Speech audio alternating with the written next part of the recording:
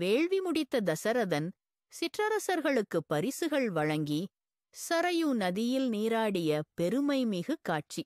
வணக்கம் நண்பர்களே. வேள்வி முடிந்ததும் தேவர்களுக்கும் அந்தணர்களுக்கும் எல்லோருக்கும் பொன்மழையா கொட்டி கொடுத்து தன்னுடைய கடமைகளை சிறப்பா செஞ்சு முடிச்சாரு.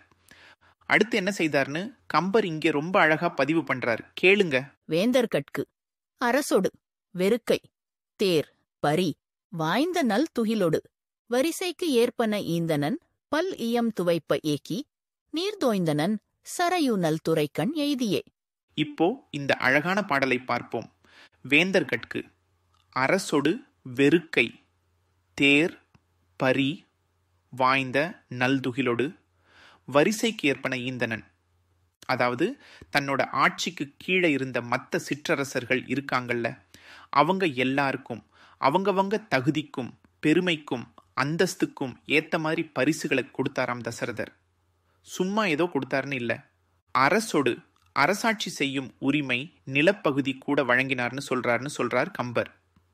அப்புறம் வெறுக்கைனா செல்வம், பொன், பொருள், ரத்தினங்கள் இதெல்லாம் கொடுத்தார். தேர் வேகமா போகக்கூடிய தேர்கள், பரி போர் குதிரைகள்னு குதிரை படைகள், வாய்ந்த நல் துகிலோடு மிகச் சிறந்த அழகான பட்டாடைகள்னு. இப்படி ஒரு அரசனுக்கு என்னென்ன தேவையோ, என்னென்ன கொடுத்தா அவங்க பெருமைப்படுவாங்களோ அதையெல்லாம் வாரி வழங்கினார் நம்ம தசரதர். பல் இயம் துவைப்ப ஏகி, இப்படி பரிசுகள் எல்லாம் கொடுத்து முடிச்சதும் பல் இயம் துவைப்ப பல வகையான வாத்தியங்கள், முரசுகள், சங்குகள், மத்தளங்கள்னு இசைக்கருவிகள் எல்லாம் முழங்க ஒரே கோலாகலமா ஆரவாரமா அவர் அங்கிருந்து கிளம்பி போனாராம். ஒரு பெரிய வேள்வி முடிஞ்சிருக்கு, இனி குழந்தை பிறக்கும்ங்கிற சந்தோஷம் வேற. அதனால இந்த வெற்றி விழாவுக்கான முழக்கங்கள், இசையெல்லாம் வானை பிளக்குதாம். அந்த இசை முழங்க ஊரே திரண்டு நிக்க தசரதர் கம்பீரமா நடந்து போறாரு. நீர் தோய்ந்தனன் சரையூனல் துரைக்கண் எய்தியே. அப்படி போய் எங்க சேர்ந்தார் தெரியுமா? சரையுநல் துரைக்கண் எய்தியே.